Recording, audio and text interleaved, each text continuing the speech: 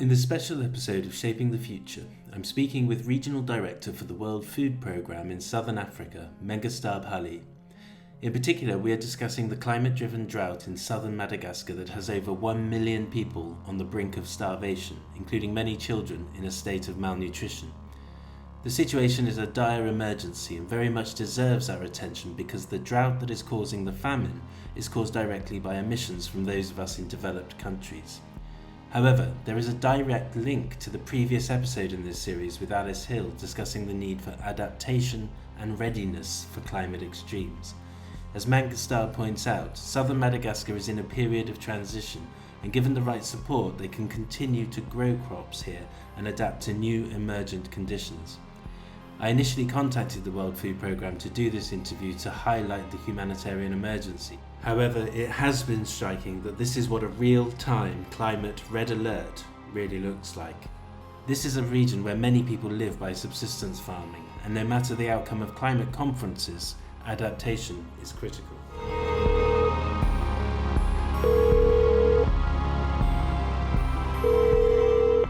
I just want to start by asking if you can give me a brief summary of what you're seeing now in the southern region of Madagascar. What we have on the ground is really a difficult situation for the people of southern Madagascar. And this is the result of several years of repetitive drought and also lack of infrastructure and also adaptive activities, so that at the moment, as we see, people are really suffering and there is nothing that they can do at the moment. One of the big issues here is that the drought has dried the soil and the crops have failed. The next planting season for agriculture is fast approaching, and the World Food Programme, working with the UN Food and Agricultural Organization, the FAO, are working to find a solution. What is also very alarming and what makes us really want to see what we can do is the next year, because in 2 months, 2 months and a half time, they have to start their season of agriculture, where they would need to be on the ground, get their seeds, and work on their agriculture. So while they are going through the whole problem now, we also need to plan and find a way of getting them on ground and prepare for the next year. Okay, and I read on the World Food Programme website there's 1.14 million people suffering from malnutrition since last September. And you're talking about getting to the point where they have to plant again. What's the quality of the soils that they're planting into? You know, I have an agro climate background, and the soil is not a bad soil. I think the problem now is we need to adapt. They are used to planting maize and that kind of crops. And the land with the current climate, maize will not survive. So there is a need to move into appropriate crops, appropriate interventions. And that worries us, because if the next year also is dry, so we really need to look at what kind of agriculture seeds are going to use. So we are working currently as we speak. I have a team in southern Madagascar and working with the FAO teams to look at what kind of seeds are we going to distribute for the coming season, so that looking at climate resilient crops and that kind of seeds, and also diversifying of what else can we do in a dry land like this. We have a lot of experience from the Sahel and Northern Africa. It's a question of really sharing experiences and working together to handle, to live or adapt with the current situation. But the soil, yes, it's a huge country with the population is not that crowded. So people could survive only if we can adapt to the climate challenges. So this is the problem. It's moving from one climate state to a much drier climate state, and it's kind of helping the people get through this transition. Is that correct? Absolutely correct. And in fact, before I came to this part of the world, I was country director of the World Program in Egypt, and I have seen what we can do in the South Sinai and Matruk and those areas where it's much drier than where we are, as well as the water, here, if you dig water, you will find 15 to 20 meters, you will have some water. In Egypt, we were going down 300 meters down. So it's a question of bringing technology, bringing in appropriate crops, and putting it all together with infrastructure as well. So that's very important because it highlights that these people don't have to necessarily move if we can do this in time. When I looked at the website, there was a lot of people who are really, really suffering today. And there's a big element of this is that time is very important in terms of getting food into the area in the short term to deal with the crisis, whilst you also deal with the transition, which is going on over a longer period of time.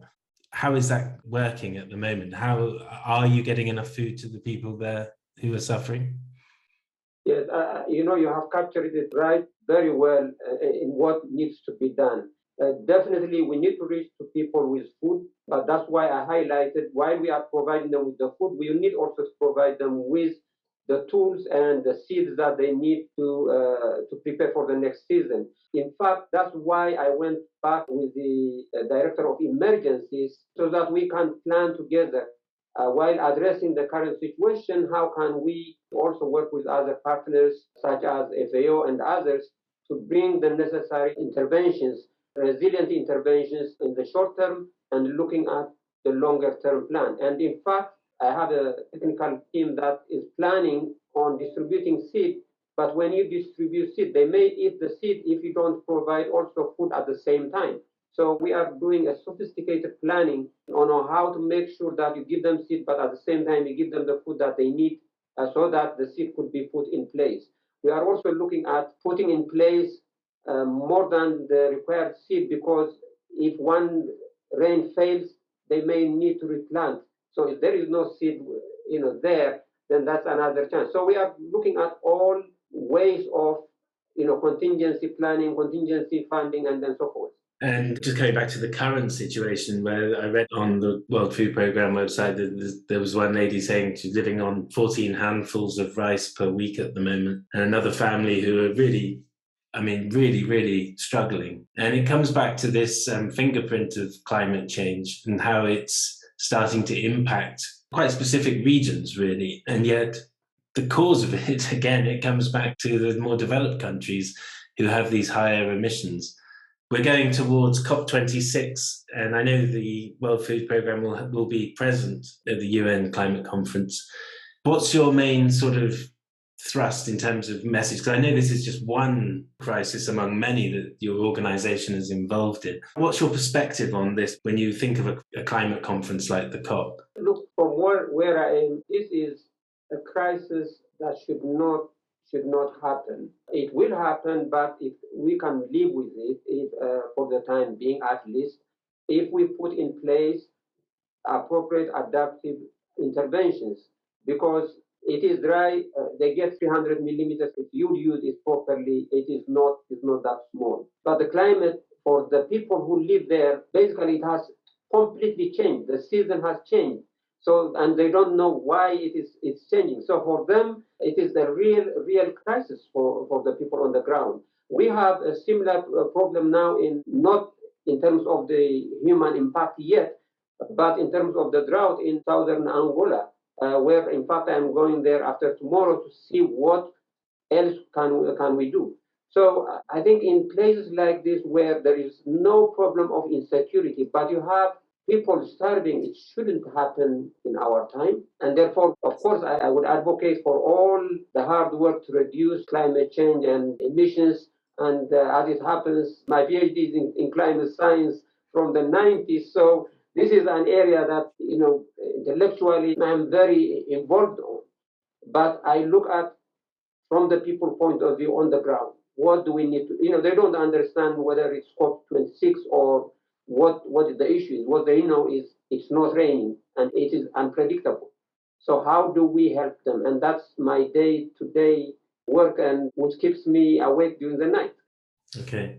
And from the climate perspective, perhaps it does illustrate that when it comes to the biosphere and the changing climate, we are all responsible in a way, and we do have to help people in other regions where we can. especially when the story is there is opportunity here to help a transition and to help these people become resilient. So it's very heartening to hear that as well. Just one point I wanted to add. I'm coming from Egypt after 7 years as country director, and when you look at southern Madagascar, it is, and you compare it with South Sinai, where you have in South Sinai it is dry and desert, but then you have the Sharm el-Sheikh and all what is happening there. So it's in the end, actually it's a whole issue of development. How do we support these people to transit and then make use of the resources that are available in an appropriate way? I looked around. There is so much cactus in this part of the world, but it's not being appropriately used. Whereas if you go to Mexico, you go to Morocco, you go to Tunisia, how cactus is used for animal feed and diversification of livelihoods is great. But of course, we need resources and we need support in order to help them, because this cannot be done overnight. It is a process. It needs adaptation and resilience of time. Okay, and I sincerely hope that you get all the support you need. It's a story that's happening right now, and quite frankly doesn't get enough airtime. So hopefully I'll see you or your colleagues at the COP. So thank you very much for taking the time to speak to me. Thank you very much. Thank you for your support. Thank you. Please do consider supporting the World Food Programme in Madagascar. The link is included in the notes below. Thanks again for listening. If you are interested to help support this series and help expand the discussion around climate topics, then please do consider backing my channel via Patreon. It will help me produce more content, and you will also gain access to more expert interviews. It would be great to engage more with audiences too and understand your views on these topics.